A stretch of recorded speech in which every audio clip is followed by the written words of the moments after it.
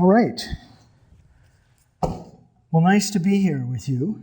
And I just decided during the week. I thought I'm moving faster than the rest of you are, and that's not a good thing. And so I thought, let's just back off and review. And I actually have, like if Deb is going to come back, then, now we have 5. Watch out for that cord down there if you try to cross over.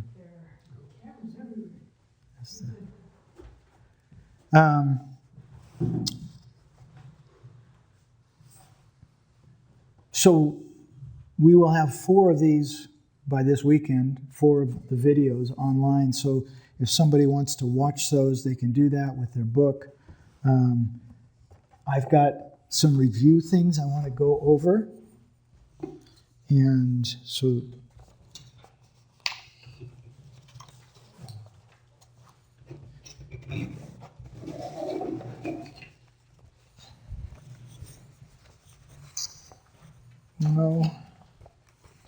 dos, tres. There we go. Oh, yes. Anybody else want pencils? Everybody's got one? Okay. So I just went through the first 3 lessons and thought, let's review these. So we'll just go through this little by little. We'll talk about it. So just try it. Write out the alphabet, okay? As best you can. You mean without looking? Without looking. Oh. Well, try it first. Okay. And then if you have to look, then do that.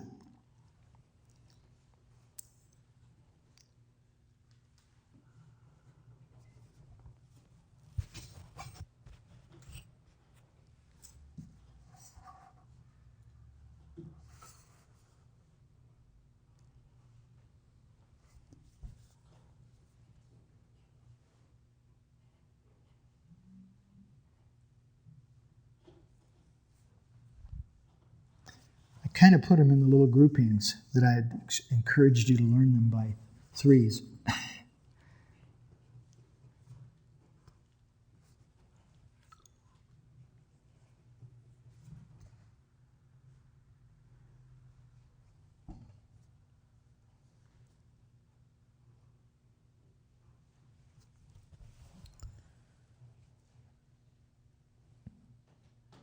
This is not a test.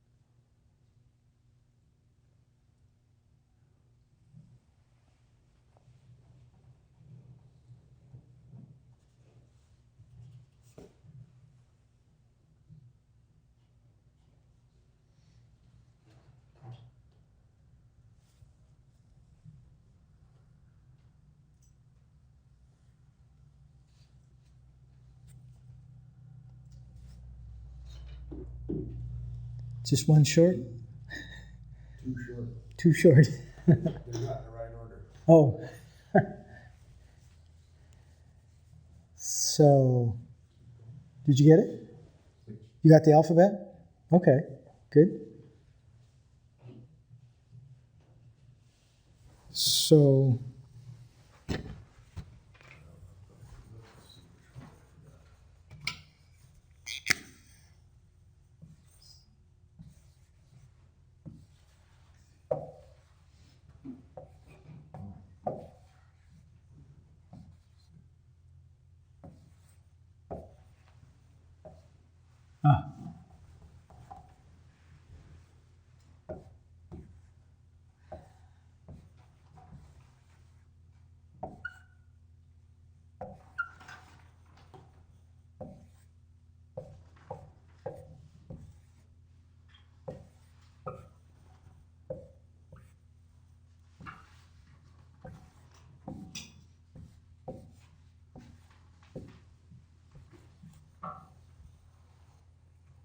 So as long as yours looks something like that,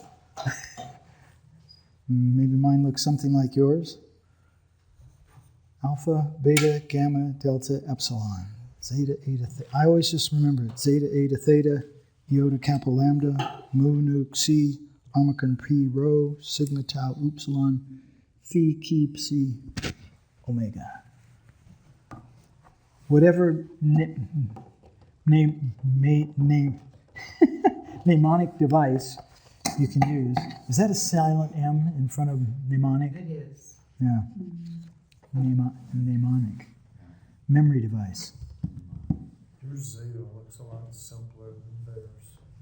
I mean, I just don't, I get so confused in this book. Do you have an extra one for Cece? Oh yeah.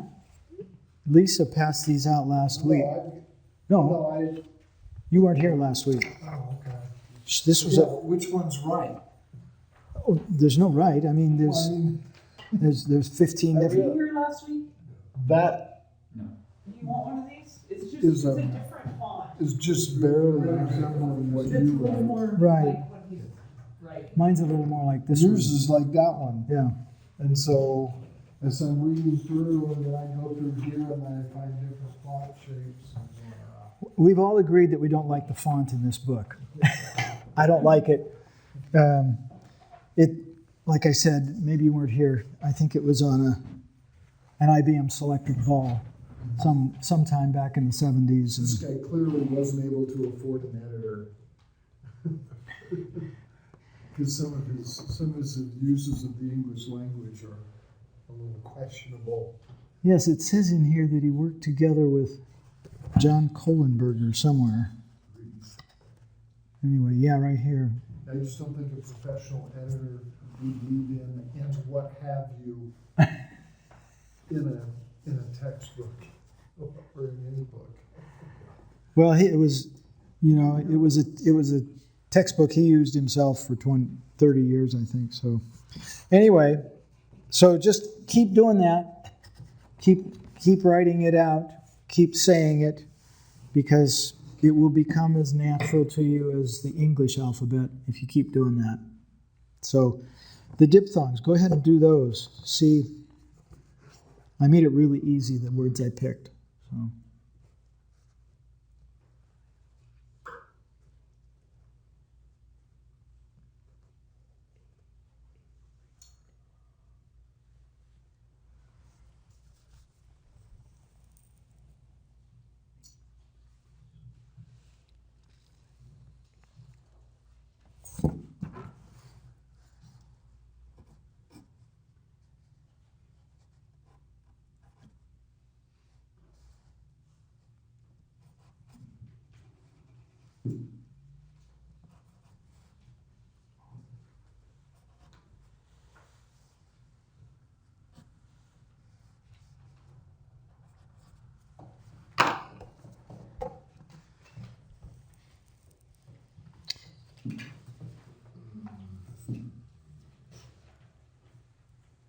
So, what did you just read? Somebody rattle off the 7 numbers there you got right down the row, down the column. All right, 4, 5, 2, 6, 7, 1, 3. Correct. Is that right? Yep. 4, 5, 2, 6, 7, 1, 3. So try to think of an English word that would be equivalent to that first one. What would be an English word that would be equivalent to that first one? Huh? The first one, I, yeah. So just the English word I, pronoun I, okay? What would be an English word for the second one?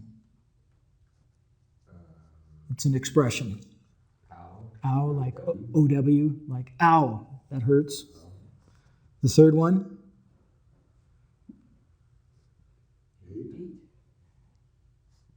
No, just the diphthong. A. So like the article A, or the English letter A, and then what's a word that would be like that? So what's the difference between that and eta? Nothing. Spelling of words, Nothing. nothing. Yeah. Pronunciation is identical. exactly. Okay. And what would be the next one? A word for that, an English word? You. Yeah, just Y-O-U. You. Yeah. And then I can think of a Hebrew word. Yiddish word. I don't. Is that Yiddish or Hebrew? I don't know which it I is. thought it was Yiddish. It could be. And then a word for, this is more like an expression, like you see something really nice and you say, ooh, that's nice. And the last word would be spelled W-E, we. Yeah, so they're all familiar sounds to us, but somehow or another, because they vary so much in English. So is there a difference between epsilon upsilon and omicron upsilon in pronunciation? Epsilon, upsilon, U. The fourth one and the sixth one. Yeah, U and oo. Well, one has the Y in front of it and one doesn't. Yeah, it's like you. Like if you smell something really bad and you say you. Okay. So that's actually a Greek word, you. You have any idea what it means?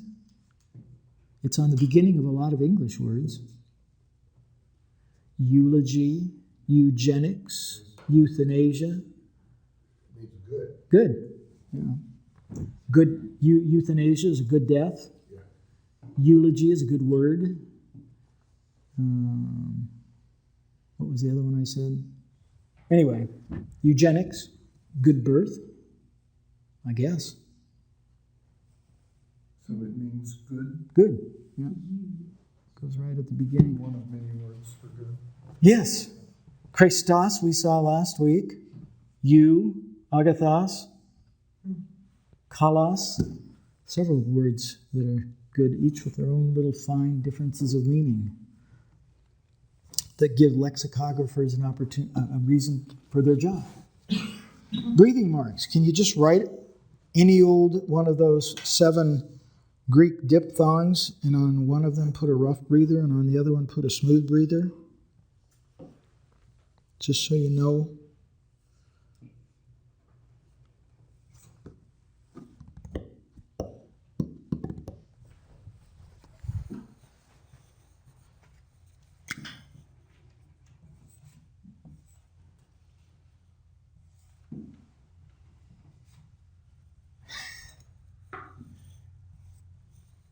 You.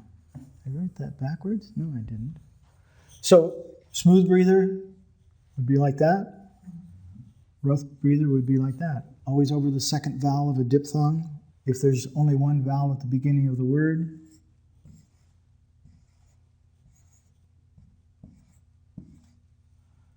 Just goes right over the first letter. Good.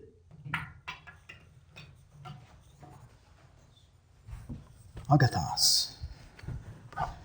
We're not going to read John right now, but we'll just go flip this over.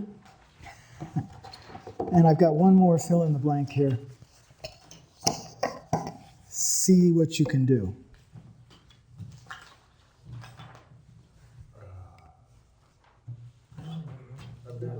I'm never going to remember all 24 of those things. There's so many that are the same. Well, yeah. So like, Remember this. so nominative neuter and accusative neuter singular are both the same. So if you know nominative neuter singular, does anybody, can you tell me what that one is? Nominative neuter singular? Ta. Yeah, only it's tau omicron. Okay? And the same thing is true of the accusative neuter singular, ta. Okay? How about just masculine, feminine in nominative? One letter each. Ha, ha, and hey. Yeah. It's just an omicron with a rough breather and an eta with a rough breather. So those are all words that mean what? The. Yeah. All of these are words that mean the. 24 of them. But again, So then in genitive, when we drop down to genitive singular, masculine and neuter are the same. Do you know what? Does anybody know what those are? Or can look? I still have to memorize Two. So tau, omicron, upsilon. Let me just do this here, because it's worth it to review it. So we've got nominative, genitive, dative, accusative. And we've got masculine, feminine, and neuter. And these are all singular.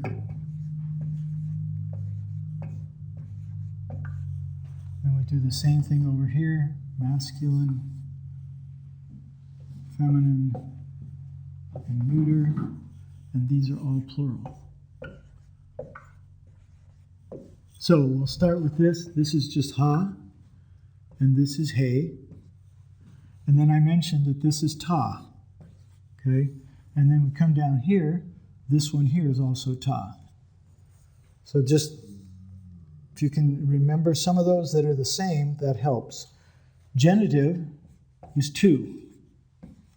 And neuter is also two. Neuter is two, too. Ha ha ha. Same thing with dative. Dative is toe, and neuter is toe. I don't know why I made that look like a capital T. Anyway, so those kind of, that helps you a little bit. If you can, now it's a little easier to fill them in. Everything feminine is going to have an eta in it, okay? So this one here is taste. This one is te, and this one is teen. Okay? So the feminine has an eta all the way through it. And then this one here is ton. So that will kind of help you. And we'll see before we're done today why this is so important to remember. So those are this is not something I review all the time, but because I learned them where the repeats are. Same thing now in the plural, it's hoi and hai. Those are both rough breathers. So that's similar. Ha, he, hoi, hai. And then the neuters are the same on the nominative and accusative. Ta. Pronounced the same, ta and ta, but they're different letter. All right? Wait, what's pronounced the same? Ta, well, ta and ta. Okay. Yeah. But you can see something that's happening here. We're getting, well, I'll point it out too. The genitive, plural, is the same all the way across. Tone, tone, tone. Okay? So this makes it so it's not 24 separate ones you got to learn. You just have to learn the pattern, right? How did you pronounce that? Tone, Okay, that's not too bad. like T-O-N-E. Yep. Only 21. What's that? There's only 21. No, there's less than that. And then this is the same masculine and neuter, tois. And then the feminine is tais.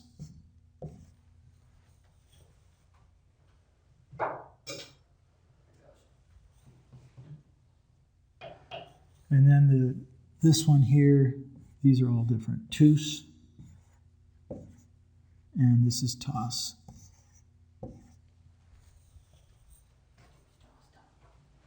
Tus, tas, ta.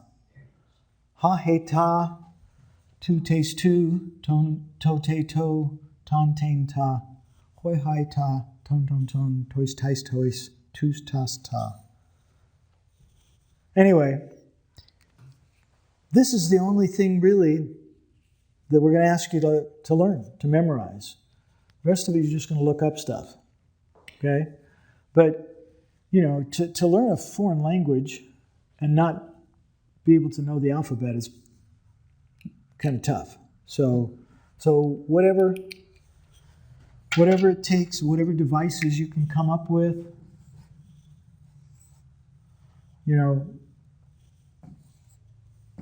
do that.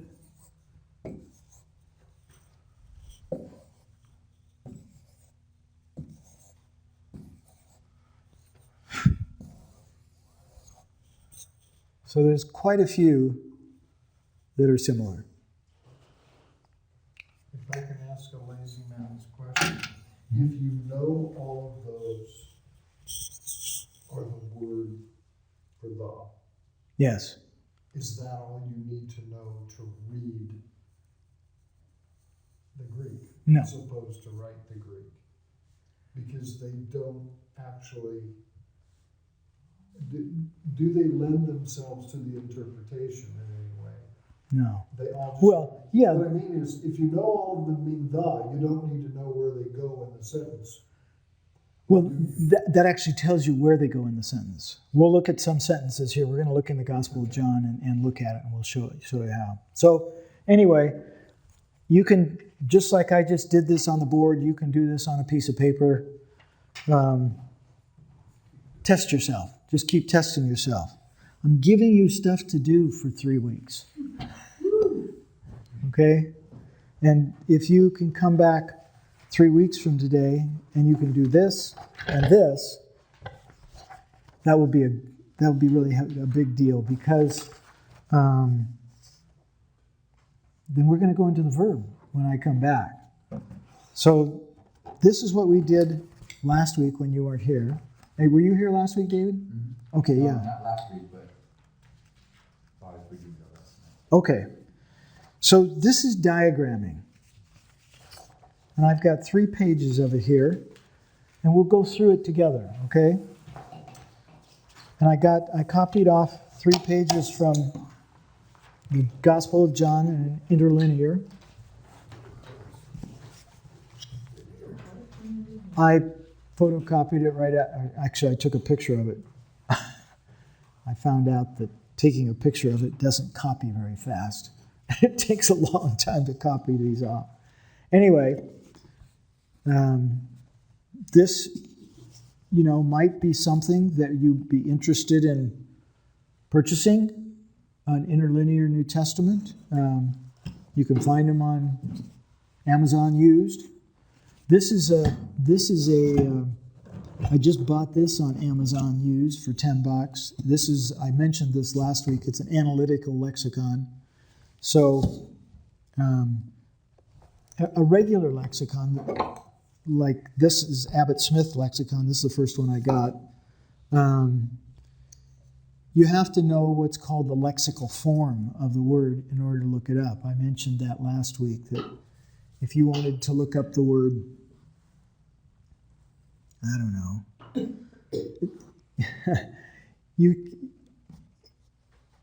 there are so many different forms of a word. So, just to give you an illustration. So, this here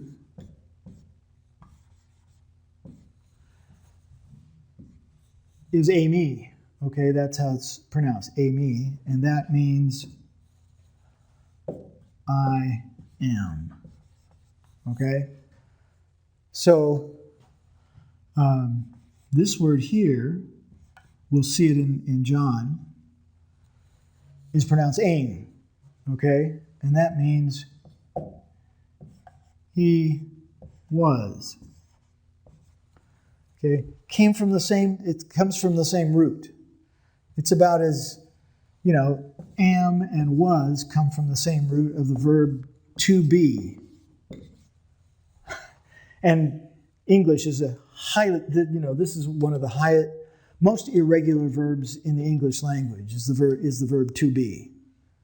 Because, I mean, we can come up with at least 10 or 12 different forms of the word, and you go, really, that came from the same word? Well, this is from the verb to be, and I can't even remember, it's so irregular, I can't even remember what the infinitive form of that is. But anyway, so if you wanted to look up, say, this word here in a regular Greek lexicon, you won't find it because it's not the lexical form of the word.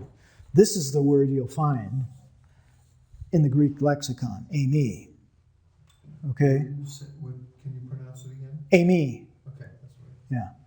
So, and I could give you examples of other irregular verbs as well, but that's the point I'm making is that, so that's the value of an analytical lexicon, because this has every single form of every single word that's used in the New Testament.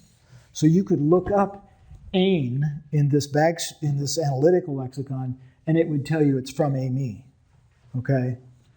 So, but a regular lexicon won't tell you that. If you don't know that it comes from ami, you're stuck. You can't look up a word unless you know the root form. And there's another, so we call it the lexical form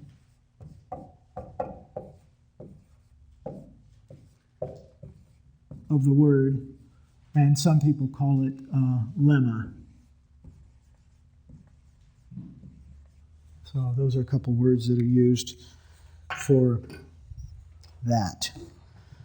So anyway, I brought these along just so I could talk about them. You could look at them.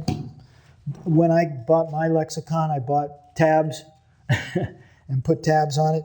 Whoever had this lexicon put tabs on it themselves, and they're really ugly letters that they made. Mine were pre-printed. Anyway, I'll bring books from time to time so you can look at them and see if it's something that you might be interested in. But most of these kind of books you can find used on Amazon. And as a matter of fact, this one here, I showed this to my wife, and she says, "Oh, you should keep that." I had one when I was in school. This is a kind of a book when you're taking Greek, your professor says, "I don't want to see you looking at one of these." As a matter of fact, I had professors in Greek that said, at the end of the semester, you had to write down, one of the questions on the final was, "I did not look at an analytical lexicon in this entire semester." True or false? It's a little tyrannical. Yeah, well, they didn't want you because they wanted you to learn how to do it. So anyway, when you get out of school, then you can use them, right? Anyway, this one here, it says, somewhere in here, it says that it was a property of, it's on the top. It says Ken Hutcherson. Does anybody know who Ken I Hutcherson? know that name for sure. Ken Hutcherson? He was pastor of Antioch Church up in Bellevue. That's what it, yeah. Yeah. I heard him speak. Mm-hmm. He's with the Lord now, but Yeah. black guy. He was a Seattle Seahawk for a while. And He then, used to speak at Westside in Bend quite a bit. Did he? That's where I heard Yeah. him. so I just bought that on Facebook or whatever. It's fun to see the things that people put. From Carlene. I'm going to show my ignorance. What was your alternative if you didn't look, if you were forbidden from looking in the lexicon? What was your source supposed to be when you didn't know a word? Well, you analyze the word and you'd say, okay, for instance, we learned irregular verbs. We had a whole list of irregular verbs that we had to learn. Mm-hmm. And so we learned what was called the principal parts of irregular words. So you're supposed to learn it from the class materials or the text? Textbook, yeah. Okay. I just trying to figure out So what the source you of learn, your learning was. Yeah. Yeah. If any of you are Android users, Hagios Tech has a free Greek interlinear, and it gives you it tells you all of this. Yes. I will give you, when we get to doing some of this, I will give give you some links to websites or let you know, because there's websites that that I found. I've got a couple of them noted in my iPad here, where you actually just you just mouse over it, and it pops up a little screen. I have this little device. I was showing it to a friend of mine. This is a Palm device. Does anybody remember those? It still works.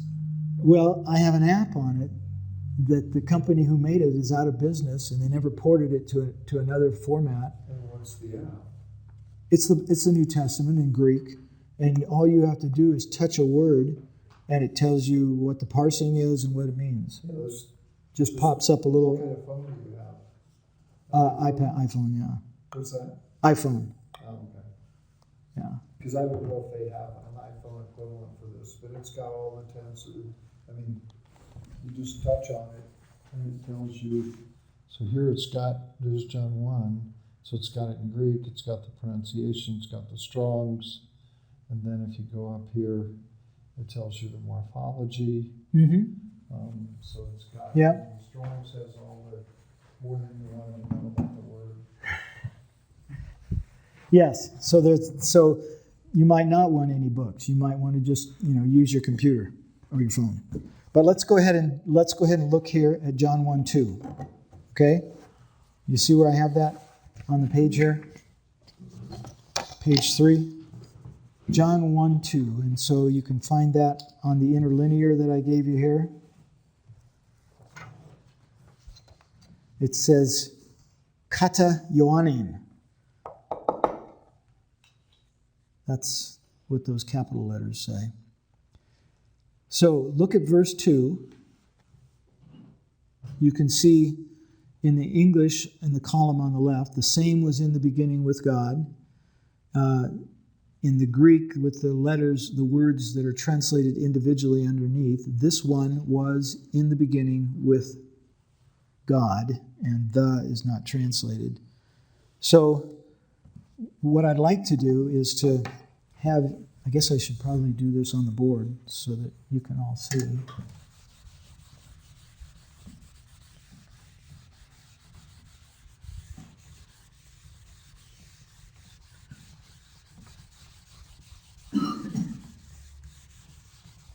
So, this, this is something you could just decide to keep doing if you wanted to when you're doing a study, but it's a tool that may be helpful for you, that it'll be helpful for us, for a couple of class periods to be able to identify parts of speech. But, so I'll just draw what I have here.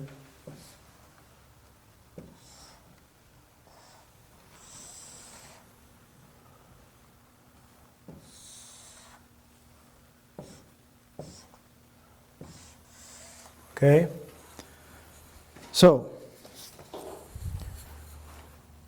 from what we talked about last week, what goes here? The verb, okay? So, can you tell me what the verb is in this? Ein. And it means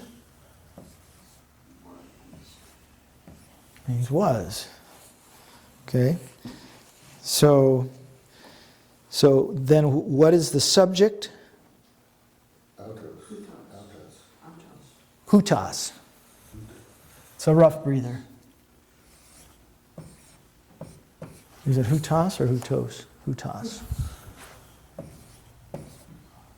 So that's a rough breather there. Hutas. And that's a demonstrative pronoun. This one, or that one. So if it was that one, it would be a different word. It would be ikenos. But anyway, this one, and who's that referring to? Jesus. Yeah, the Word. The word. Yeah, the Logos. Yeah. Yeah, that one was, and then these are prepositional phrases then, right? The next one is a prepositional phrase. Was, what does it say? In the beginning. In the beginning. So that's en.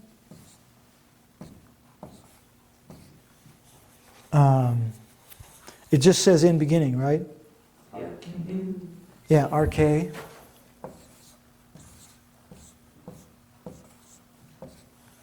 In beginning, and then with the God. Pros. Theos. Theos. And ton. So that's a pretty simple sentence right there.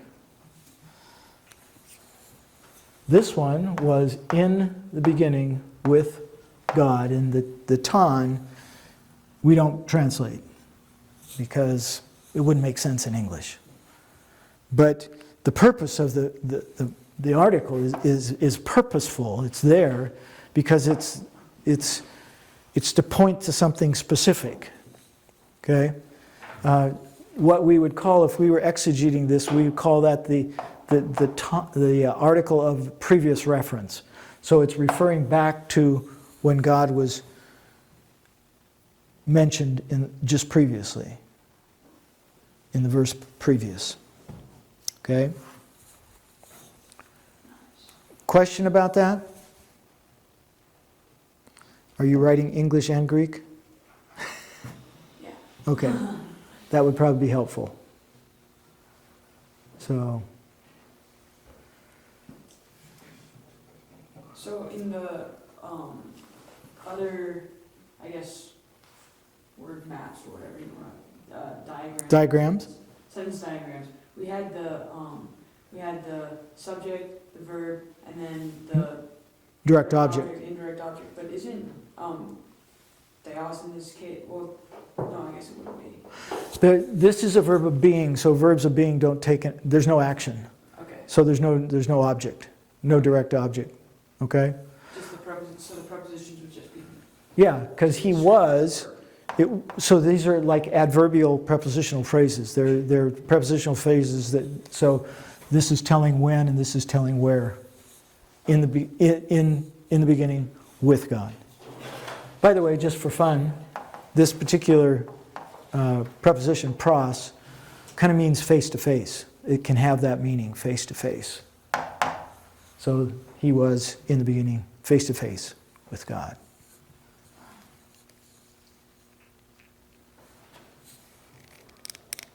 I'm getting familiar with writing. I haven't done it for a while. Okay? Any questions about that at all? That's a pretty simple sentence, like I said, because it's a verb of being. It's not a verb of action.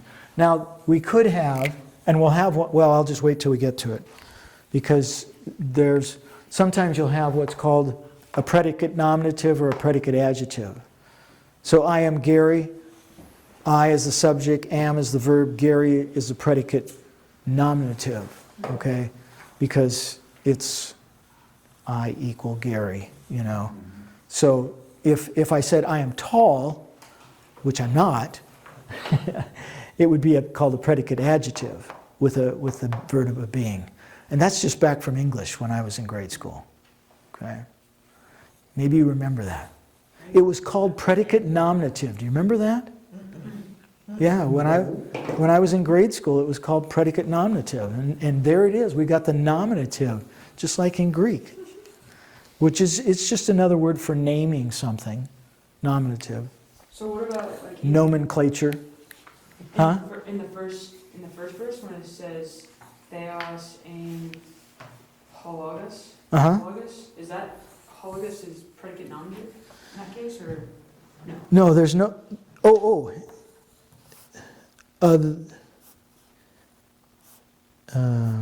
It's like the last The last. 4 words. Okay, and in that particular one, halagos is the subject because it has the Okay, yeah. has the article. Yeah, it's nominative. So the word was God. Well, yeah, but God is nominative as well. Sure. And how do you know that? Well, partly because of the ending, theos. Anyway, well, you've seen it already with, just right before that, ton theon is accusative. So, and it changes the ending on the noun as well. Even God's name gets changed. But this interlinear doesn't number the word order. What my interlinear would have, when the words are opposite of English, it puts a number for the word order. This one does it too, but it just didn't do it at this particular place. I think I picked some examples here. Or maybe I didn't. I was thinking of doing that because I looked at that too and I thought, oh, I remember. I haven't used interlinear that much, but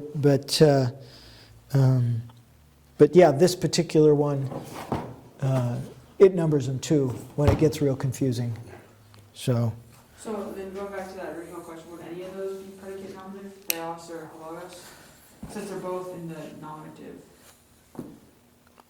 right? yeah, theos is predicate nominative. Okay, so theos is. Yeah, because it's not an adjective describing. Well, is it describing logos, or is it saying it's the same person? That's going to be a matter of context to see, because it could be either that the form of the word doesn't give you a hint whether it's adjective or noun. So is God an adjective? I don't think God is an adjective. God is a noun. Yeah. So it would be a noun. Huh? What you were saying that theos would be the predicate nominative. Yes. Yeah. Equal to halagos Yeah. in that part of. Yes. And the Word was God. So just another little thing. So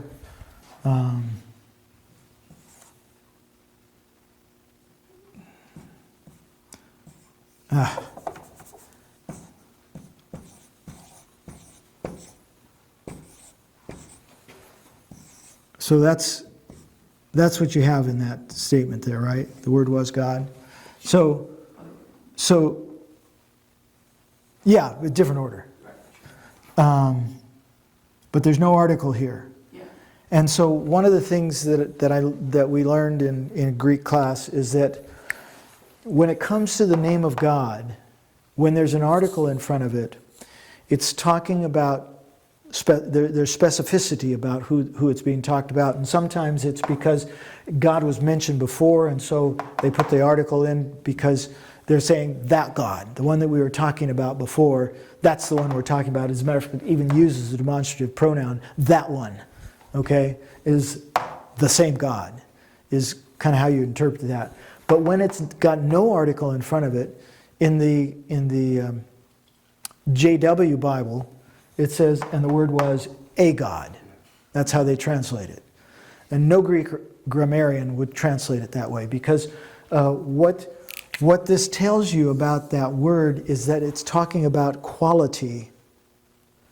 And that's why I was kind of vacillating as to whether it would be a predicate nominative or predicate adjective, because we're talking about he's of such a quality that he's God. That's who he is.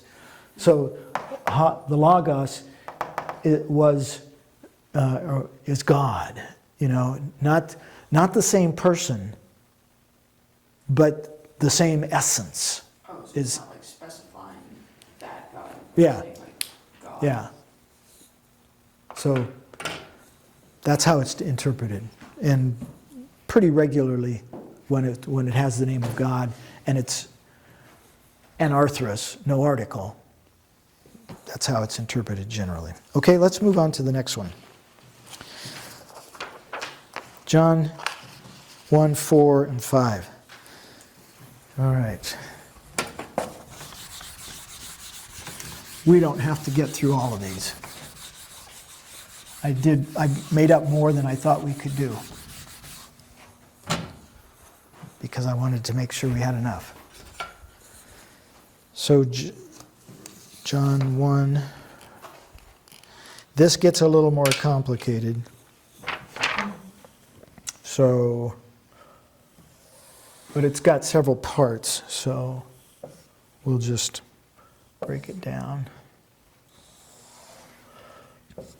Okay, so that first part before the and, So what's the verb? Was. So we got the same verb again, right? Ein. And the subject is?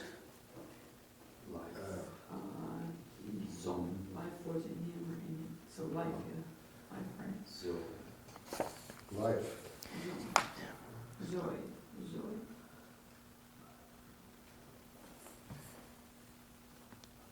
Yeah, life. Zone. Right? Zone. Oh, it's Zoe. Duh. I was looking at another one, I guess. Thought I saw that. That'd be like a girl's name. Zoe. Zoe. That's so cool. Quick question, Jerry. Yeah. What is that mark above the zeta? That's just part of the zeta, Okay. I think. Yeah, I don't see any mark. It's just that little curly Q. Something like that. I don't make curly Qs. So, and the life was, and so then we have another prepositional phrase, right? In him. So, and what is him? Auto.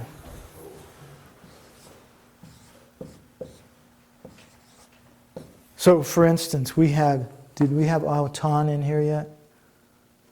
No, I guess not. Okay, auto. In him was life. Okay? So it just says it kind of backwards. But the subject is Zoe because we don't have an article to help us there. But if you were to look it up in the lexicon, you would find that Zoe is the lexical form. Okay? And then I put, because I didn't know how to graph it, I just put a line. Okay, and there's Kai. Because we're going to have another clause. And it's, and the life was the light of men. This gets a little more complicated.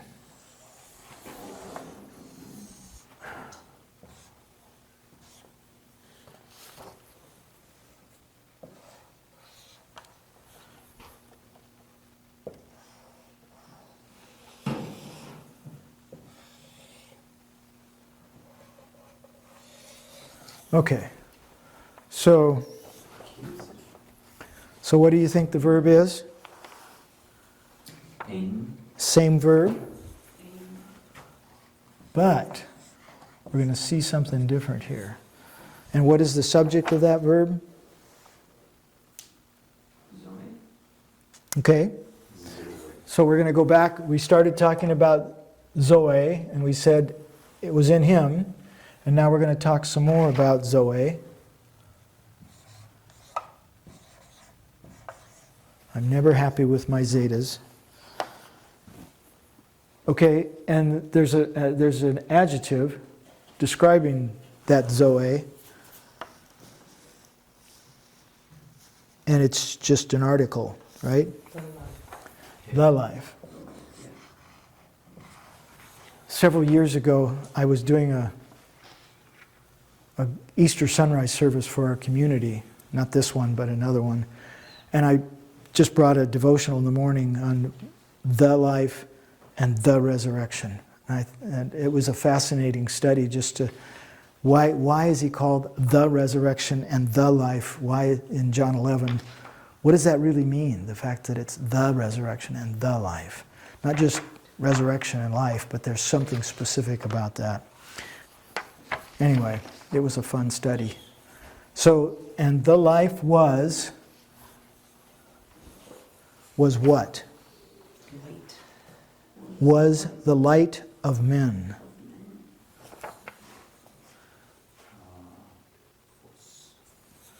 So, the light. Phos. from whence we get words like phosphorus. Huh? Photon?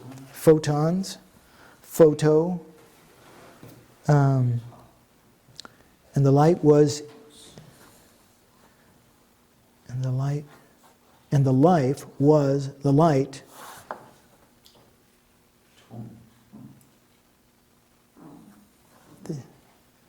was the light of men.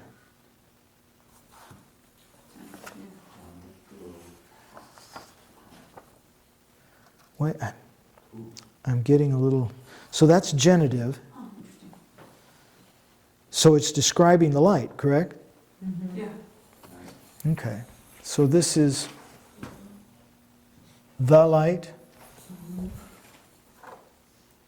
Ta, accusative. And then anthropone. Is it anthropone? Yeah. Anthropone, tone anthropone.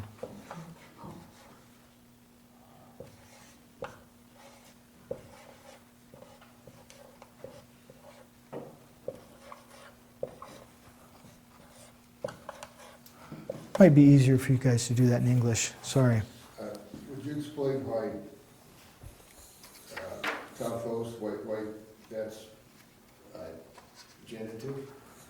Or is that, This is accusative. that's accusative? No, it's nominative. Because that's a It's a predicate nominative. nominative. Yeah. Okay. Yeah. The light was the life was the light. So, same thing. It's another word. That's what nominative means. Isn't that Latin? Nomen? Yeah. Because you took Latin, so yeah, you gotta help us out here. The light of the men. So the light belonging to the men, or characterized by the men. Okay? That's verse 4. But the sentence continues. Can I erase this? Is anybody copying it? Sure. Yes. Go for it. Do you have any questions about it? Okay? They're all, so far all we've had is verbs of being. We haven't had any action verbs yet. We won't get an action verb in verse 5 either. We got time. Verse 5, and we go for another and. So, Kai, and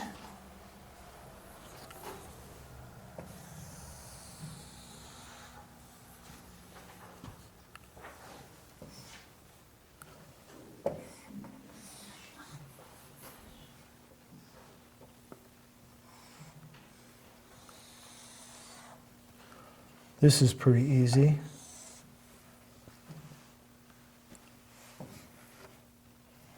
All right. Verb again. Oh, here we got an active verb. Isn't it shines? Fine. Fine, yeah. Shines.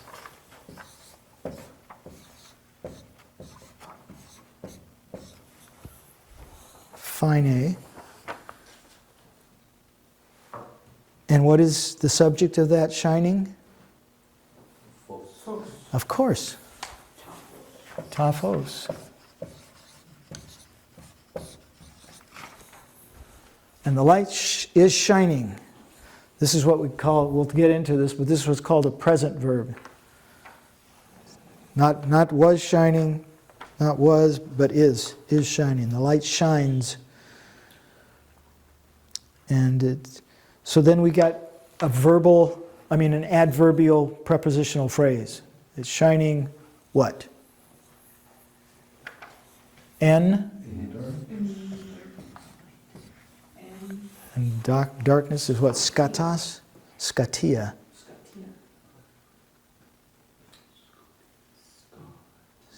skatia. Te skatia.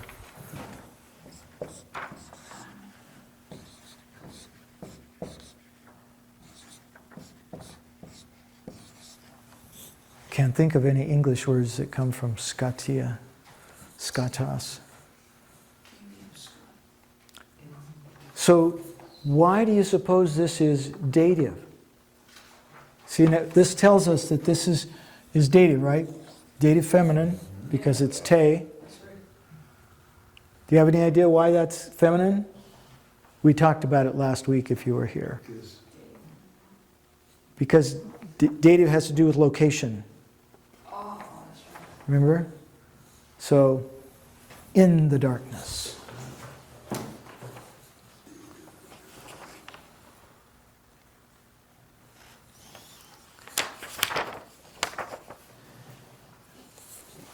And we have another and.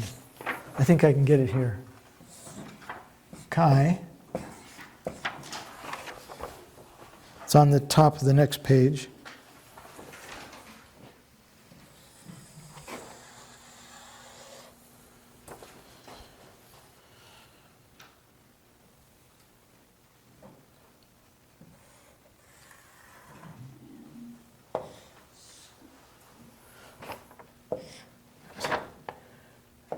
And I just had a hard time with this one.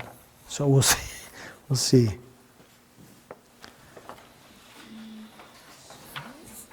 So the verb is?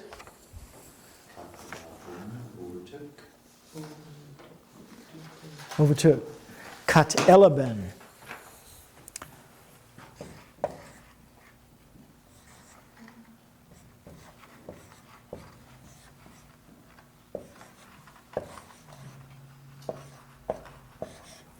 Great verb.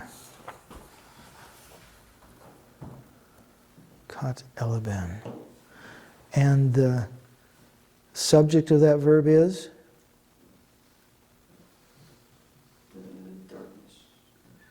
The darkness. He skatia.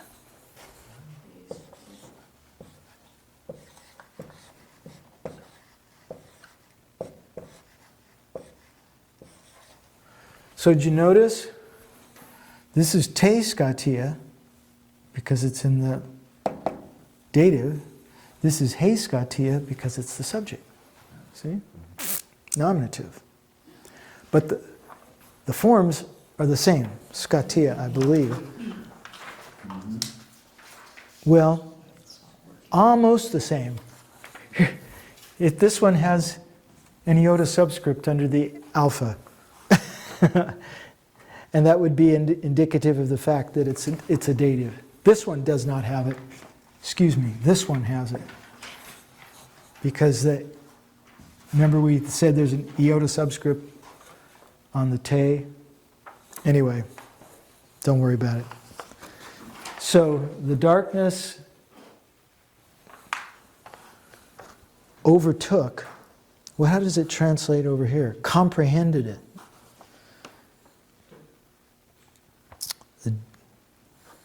The darkness, it, not. Oh, this is great. So the darkness overtook, the direct object is? It. And what do you know? It's in the dative, ata. Of course, you wouldn't know, I mean, it's in the accusative. You wouldn't know that because there's no article in front of it. But the endings are the same as the article, ta. That's how I knew it was in the nominative. And then there's one more word there. U. And me, which is not. And that's an adverb, right?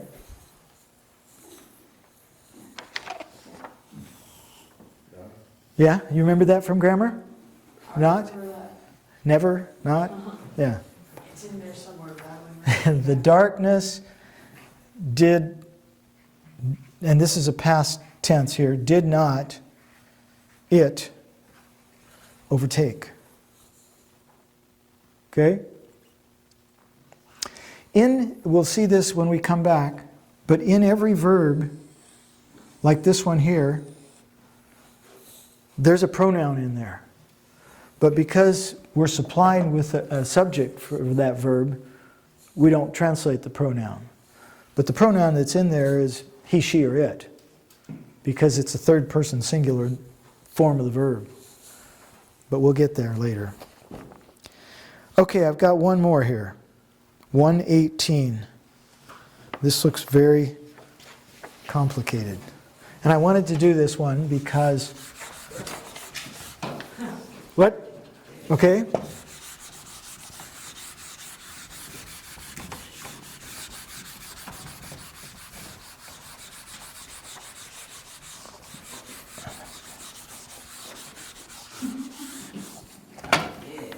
Okay, so this is the one I didn't know what to do with, so I put a dash in there. I'll explain that. So I have a dash right here. And then we'll come down here. 1, 2, 3.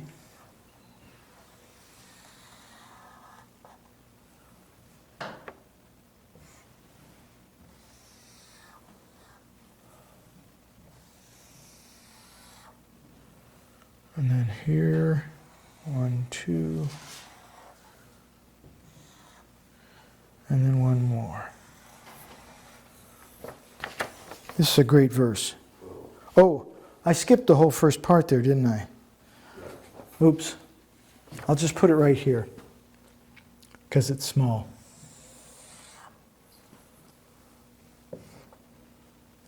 I'll write small. Okay, this is the first part of the verse right here, okay? Are you okay with me? Mm-hmm. This is the first part here. So, this is, I have a whole other page of these. So, 118. It's a great verse. No man has seen God at any time. The only begotten Son, which is in the bosom of the Father, he has declared him. So, the verb of this first part is has seen. Yes. And this is pronounced heoraken. Rough breather. Heoraken.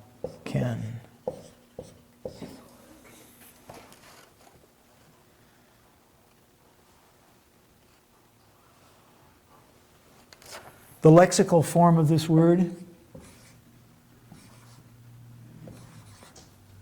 is horao.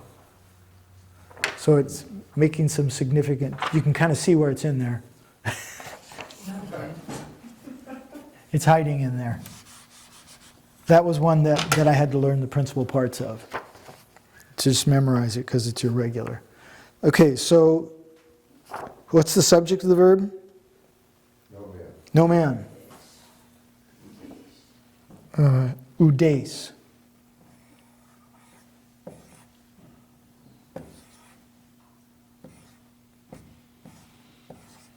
So just for fun,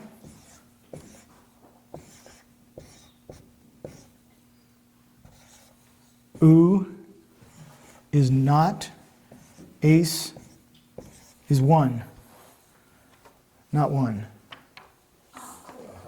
This is an U.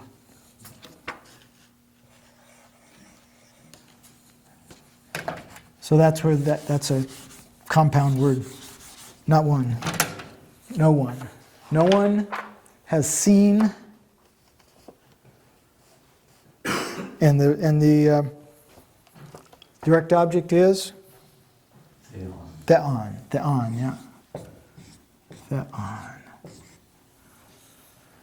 And we have an adverb in there. Never. Popate. Popate.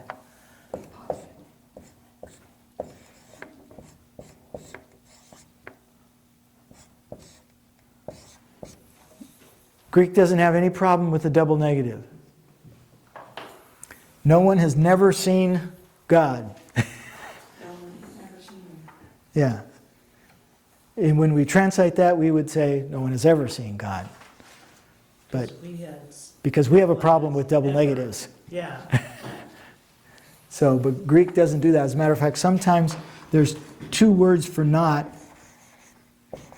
in Greek, ou and me, and sometimes they'll be right together in a sentence to just be really emphatic.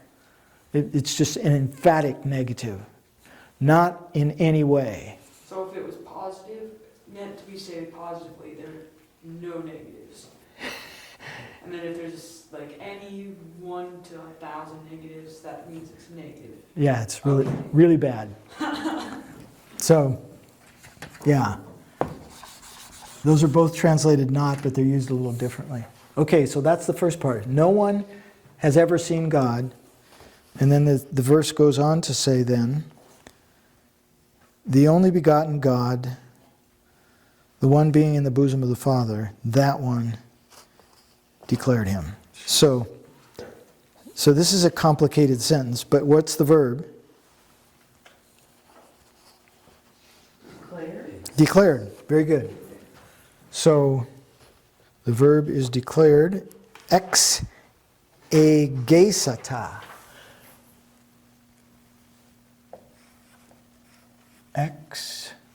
Ex, yes, ex egesata.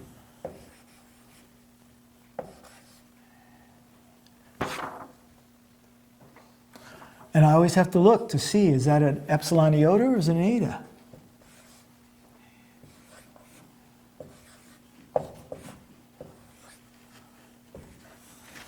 Exegesata. And what is the subject of that word, verb?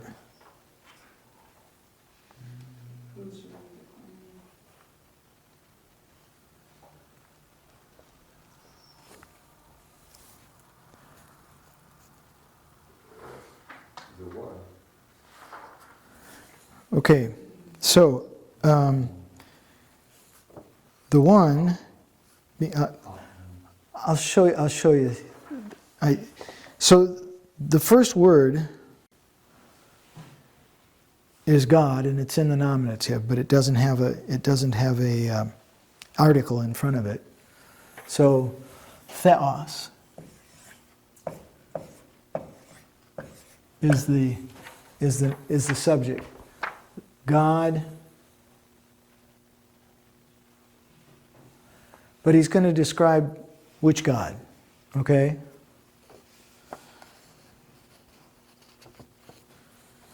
God, the one being in the bosom of the Father. So this is how I did it to try to make sense of it. So we have monogenes here, okay? Monogenes.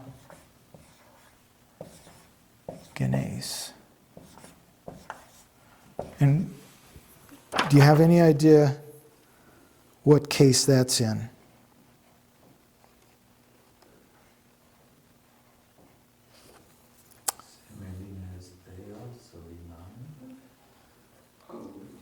Yeah, if it's, it looks like it's genitive because it's got the ace ending, but I don't know what the lexical form of that is. Monogenes. Pretty sure that's the lexical form. That would indicate it's either genitive or else it's a feminine verb.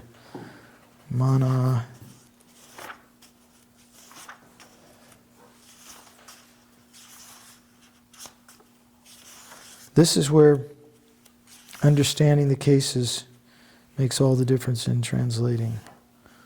I'm getting The there. article, ha goes with God.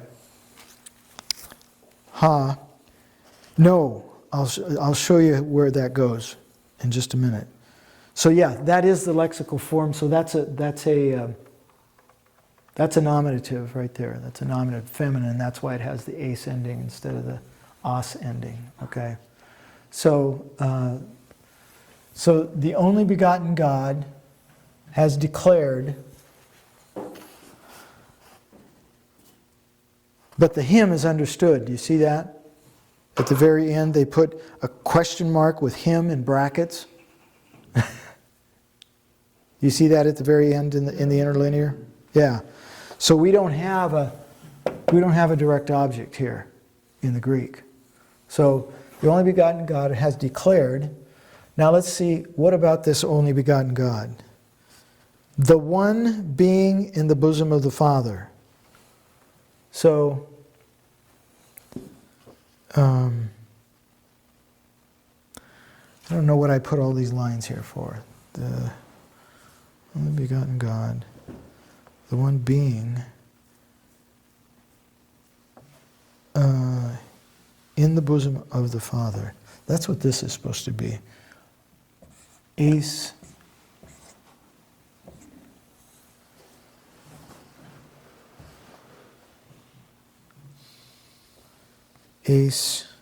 bosom, kalpon. Kalpon.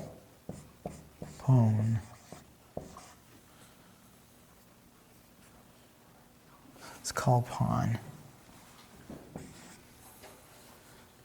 And that's got a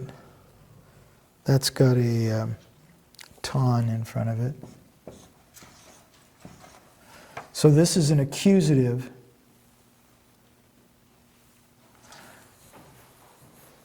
Eis is not a dative preposition.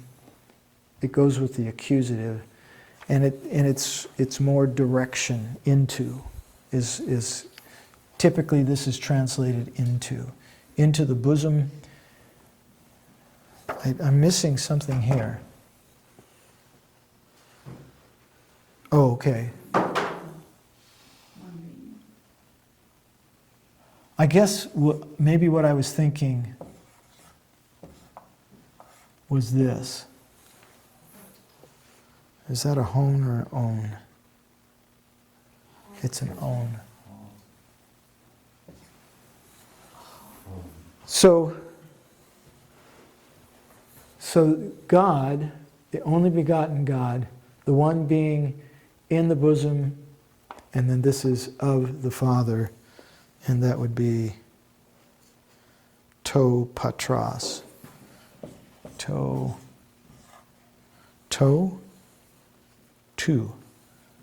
patros.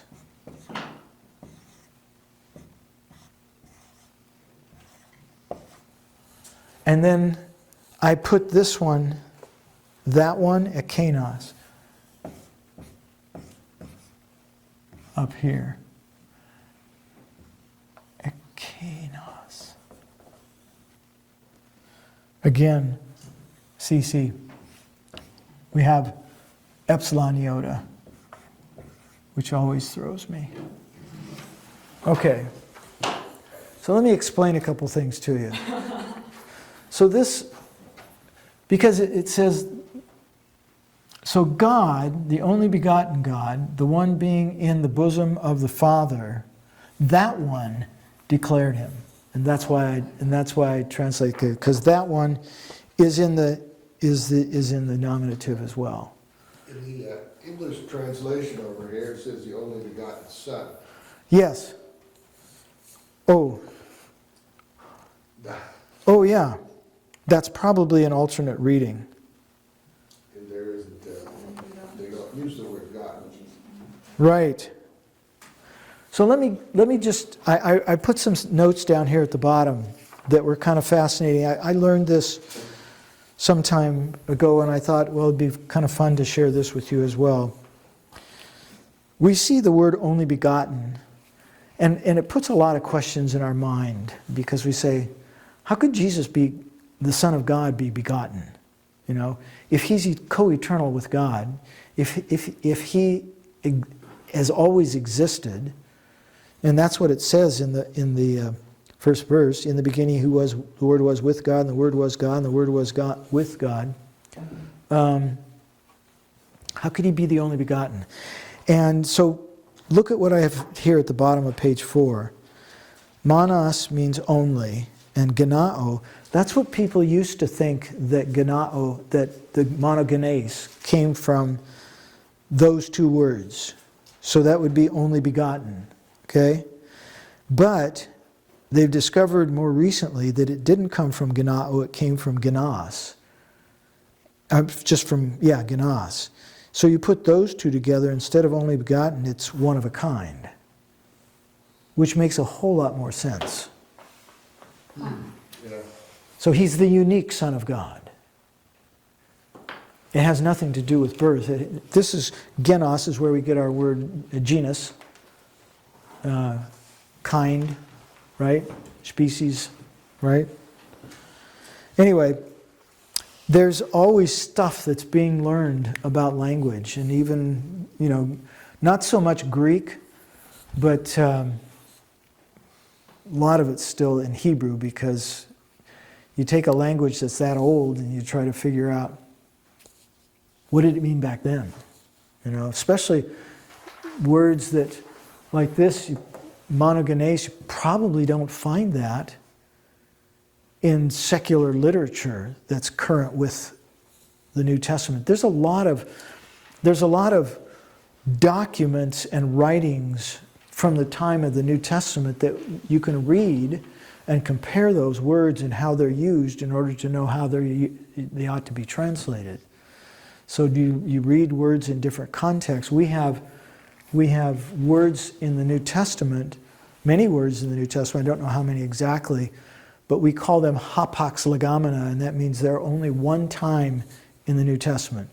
So if you have a word that's only used one time in the whole New Testament, how do you translate it? That's difficult to know, because how do we know the meaning of words? The only way we know the meaning of words is how they're used. That's the only way we can know. I used to think when I was a kid, well, you go to the dictionary and that's how you know what the meaning of a word is. But the dictionary will give you, 7 different meanings of that word, depending on how it's used. And so most of the more modern translations for that will say the one and only Son of God or something like that, instead of the only begotten Son. So what made them change between begotten and first in its class, or? Well, because they thought that monogenes. Right. But what was the catalyst for them to rethink that? I don't know that.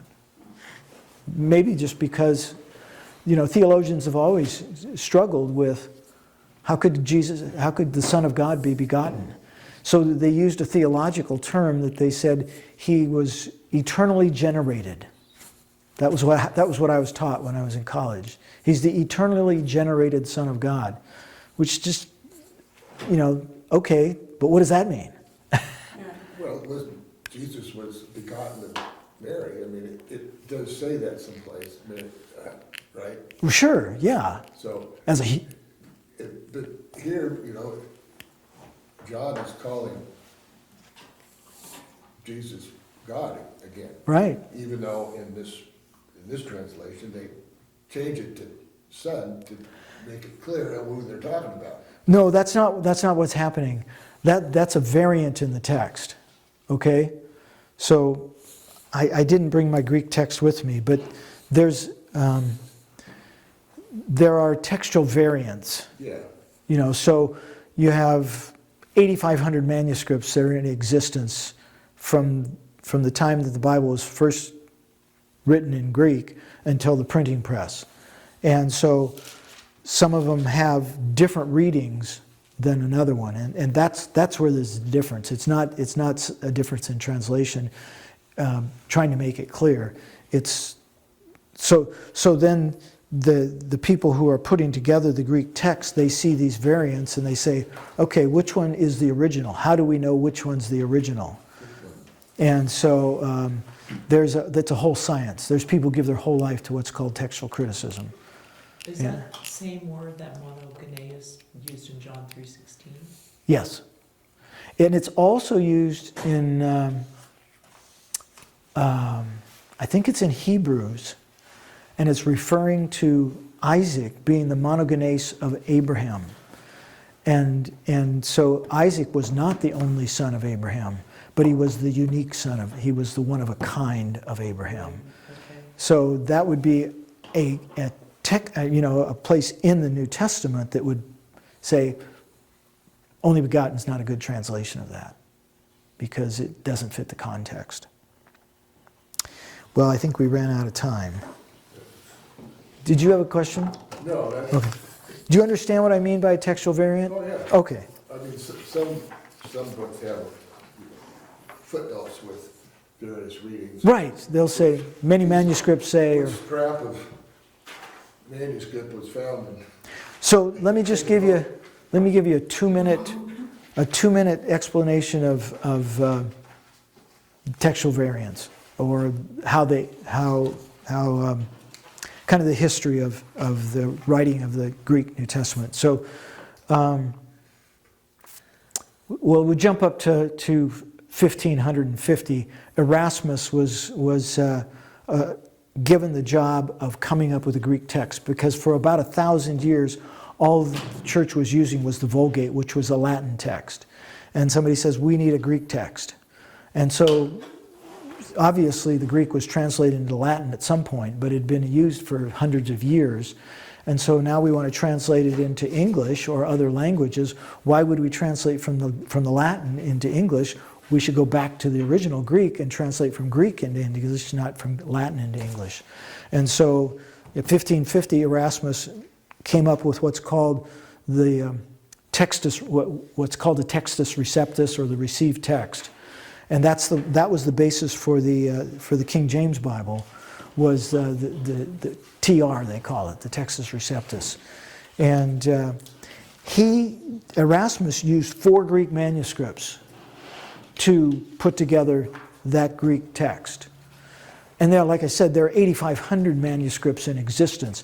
They didn't know in 1550 how many manuscripts there were in existence. And they have found, in research, they found older manuscripts, like in the 1800s and 1900s, they found older manuscripts than were used by Erasmus to do that. So there was a couple of guys named Westcott and Hort that put together a whole new kind of text. And it's just been improved and improved and improved. And so there's, so if you have 2 readings and you have one that's shorter and one that's longer, which one are you going to use? The shorter one or the longer one? Well, it depends upon what it says, So I've got a whole book that I can bring and show you, but it just explains why the editors chose the rating that they chose. So in my Greek New Testament, the bottom 1/3 of each page is a listing of all the textual variants and which manuscripts give testimony to those particular different readings. So it's a fascinating study if you like detail, like I do. I took a whole course in textual criticism when I was going to school. Some of those manuscript